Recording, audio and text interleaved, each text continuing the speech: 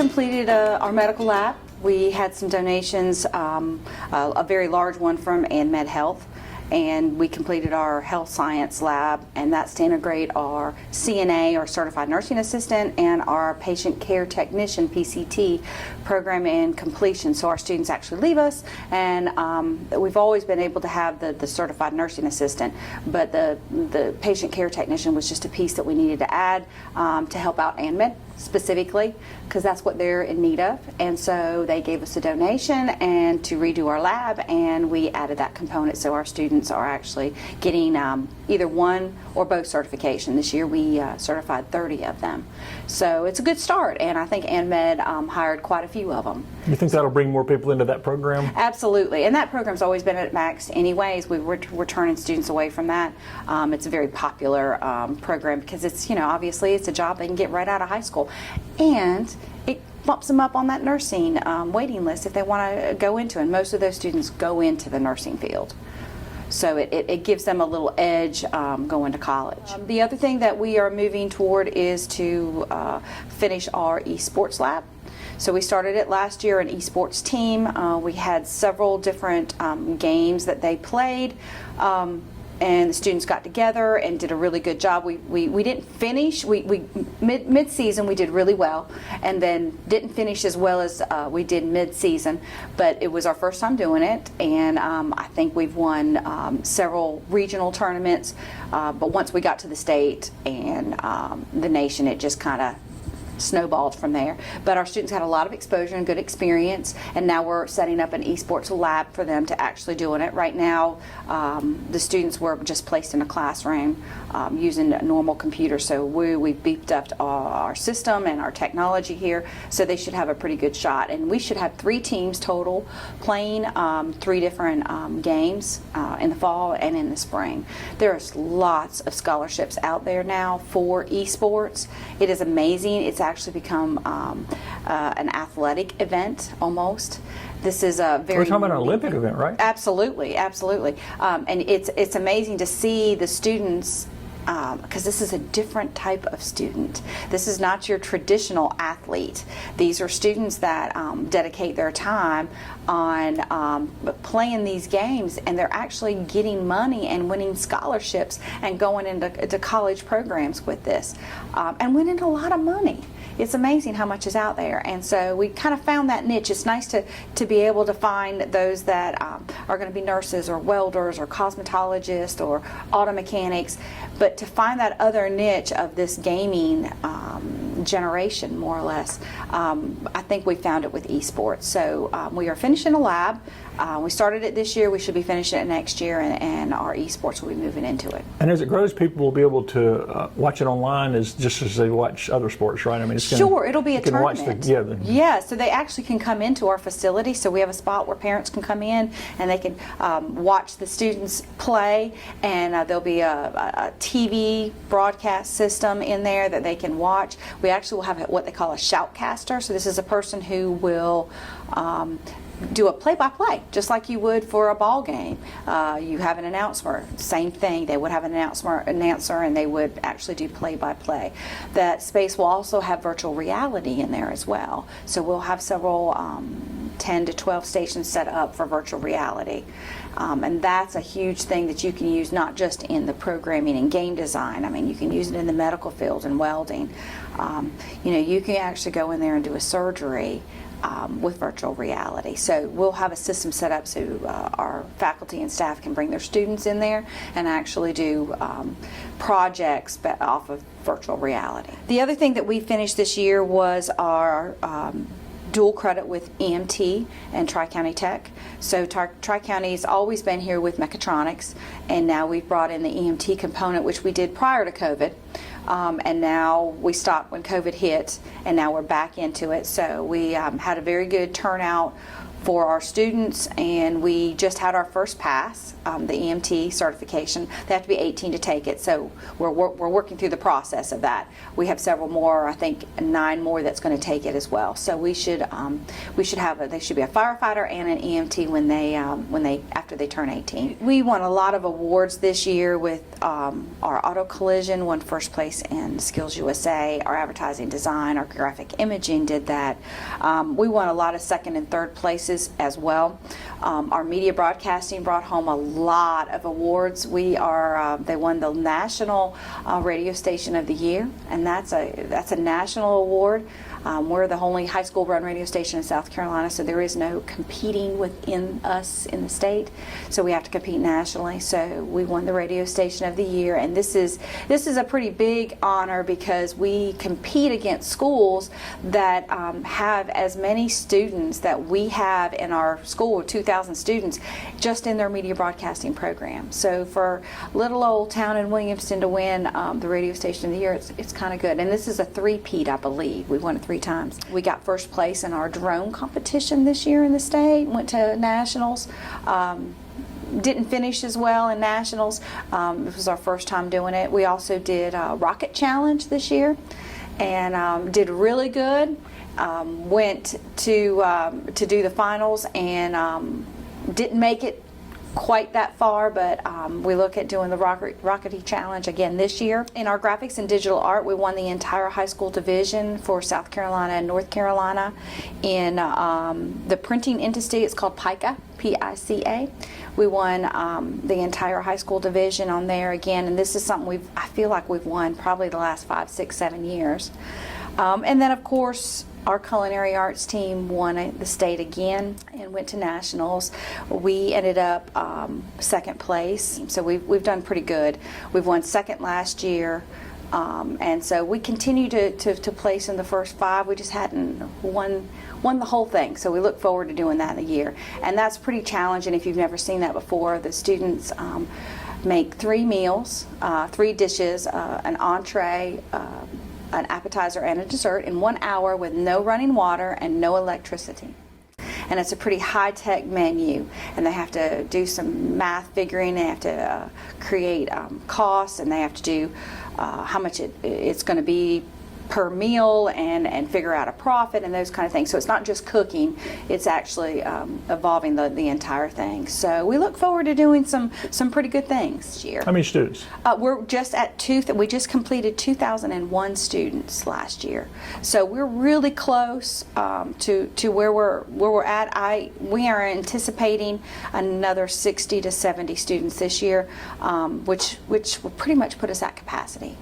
And we've always turned students away from some particular programs. We always have a lot of students going into welding and nursing and mechatronics, but we have a few openings here or there for some of the programs, but I think we're almost at capacity. This is actually year 50 for us. So in August, when our students walk through the doors, this is 50 years that we have been open and we've been having students in our facility.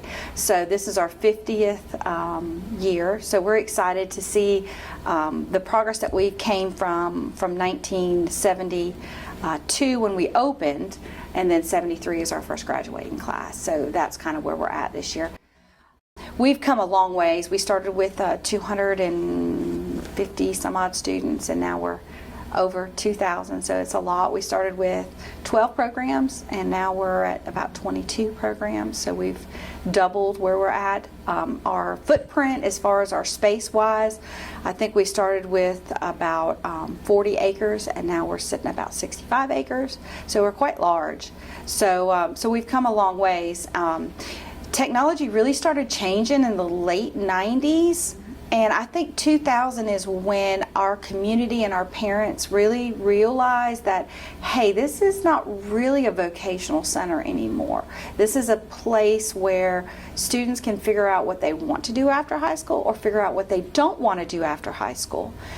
And if they don't want to go to college, they still can get a great job. But if they want to college, they still can go to the Career Center and be able to do that as well. So I think that's kind of when the shift hit, was about 2000-ish, right in that area. And then we just have a lot of buy-in from our community and our two districts. They believe in us. We have a great placement rate, so when our students leave us, they're put in field in their desired field, whatever that may be they're taking here, or they're in college. And we've had over a 90% placement rate. This past year we had a 95% placement rate. So our students are out in our communities working. Majority in Anderson County too. We'll dabble into Greenville a little bit into Pickens and Oconee, but for the most part, 80% of our students are sitting in Anderson County. They leave us and they're sitting in a job or in post-secondary education in Anderson County. You mentioned a couple of these when we were talking about awards. What are the highest demand, I guess? Mechatronics is very, very much in demand, and that's a lower enrollment because Tri-County kind of tells us how many students we can put in that program. Sometimes I push the envelope with that, and I just throw a couple more students in there. But they love welding. Cosmetology is huge, which we opened up barbering last year, so that has helped, well, we thought would help alleviate some of it, but it really hasn't. Those students still want cosmetology just as much. Game design, media broadcasting, sports medicine, that's a huge, very huge program, and we have to look at the number of students in the program and the available jobs that's out in the community. I could probably open up 5 sections of sports medicine. But do we really need that in our area? Do we need to have 5 classes of 24 students leaving us and going out and not finding that job? So, we have to look at flooding the market and what the demand is. And right now in Anderson County, manufacturing is huge. And so we are working toward doing CNC because that is what our community wants, advanced manufacturing. And we're working to create a space for that because we do not have the building or the real estate for that right now. So we are in the process of building a maintenance building that will move the current maintenance space that they're in out to what we call the back 40, out past the school, and we're going to be building a new building closer to the school for those students in advanced manufacturing. I hope to do that in the next 2 years. We couldn't do what we're doing without business partnerships. This year we had well over 2,000 business partnerships, whether it be an internship, a co-op, a simple job shadow, or a service learning experience for our students.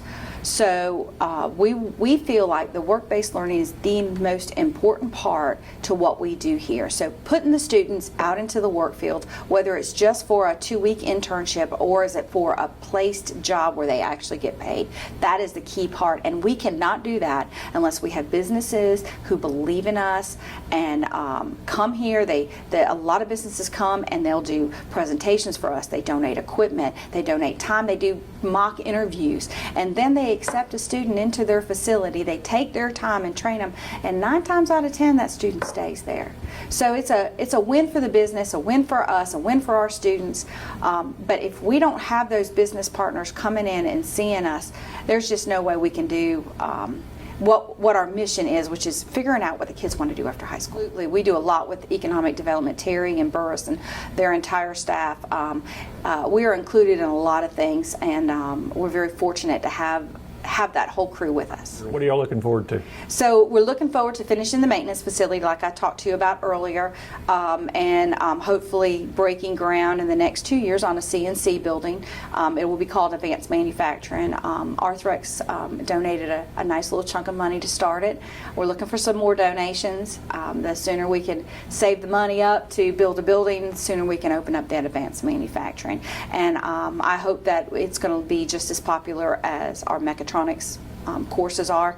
I want to have space for 2 programs in there, so hopefully we can have about 50 students coming out of our facility every year into that specific CNC advanced manufacturing to help feed our industries here in Anderson County. We have secured money for a barn. So our agriculture program is going to get a barn next year. So we're excited about that and expand a little bit more into some animal careers. That's kind of what our students look like they want. So we're going to have space for that, and then expand our construction program. We have a huge demand in construction right now. We've expanded the electricity component, so now the students take construction and electricity all at the same time. We do a little bit of plumbing, very little masonry, but we do touch on it, and these students get that exposure, and we're noticing that our enrollment is just increasing. So we added another teacher, so we have 2 teachers right now, and we need an outdoor space. We've built 2 tiny houses in the last couple of years, several storage units, and we need a space that our students can do some outside things. Right now they're just doing it on gravel and grass, and so Zefco Flooring here in Williamston has done a couple of benefits for us, and they've donated a nice chunk of money, so we're going to take that money and we're going to lay some concrete down, so that'll give a better footing space. When you put ladders down on grass, it's not always the safest thing, so we want to make a safe experience. So we're going to put some concrete down for them, and hopefully eventually down the road cover it, so that'll help with the weather, and the student can get out there a little bit more when the weather happens as well. So so we'll look for, again, physical expansion and more students. And speaking of that, more students, I guess you are preparing, because this district's growing very rapidly, correct? Yes, and we're almost at capacity. So sitting there, most of our programs are at capacity, but the few that are not, we have to add space. We have to add buildings in order to increase enrollment. So down the road, maybe logistics will be coming in play, and we're going to have to add instructional space in order to accommodate those students, especially from Anderson 1. Let's talk about some of the things you do there involve certifications, which provide jobs quickly. Explain what certification processes are. So all of our programs have a certification component in it. So the students have the option to earn a certification in their specific field. For example, in law enforcement, they can't become real police officers because they have to go to the academy, and they can't do that till they're 21. However, we can do a 911 dispatcher, and we can do a security guard. So those students have the opportunity when they leave us to have a job within field with an industry certification. So this year we had a 98% passage rate on our certifications, which is pretty huge. Our students earned over 2,000 certifications, 2,022 to be exact. Anywhere from firefighting to EMT, like I mentioned, Adobe certification, CNA, PCT, auto collision and auto tech had so many, and electricity components, that's becoming more and more. We started dabbling a little bit in electrical vehicles, so they've got a certification in that now. But culinary arts, ProStart, ServSafe. So all of our programs have implemented a certification within that specific industry that they can earn, so they're job ready when they leave us, or what the state would call it, college and career ready. And you got a lot of new parents moving into the district. How can they find out what's going on out here, and can they come tour it? How does that work? Yes, we have an open house every year. So in January we'll have an open house, and these are specifically, we look forward to those 9th graders that are be coming out here, because most of our programs start the 10th grade. So those will be these current 9th graders that are here, and our community. We're going to have a 50th kind of opening with them, so we're going to invite the community in as well. In January we do have our registration day coming up, so those current students would hopefully bring their parents and their selves in here. They can see us in August. I think it's August the 1st. If I'm not correct, I'll have to go back and look at that. So they can come in and see us. Our website's always available. We're very active on social media, so you can like any of our Facebook, Twitter, Instagram posts. I think we even have some TikToks going on.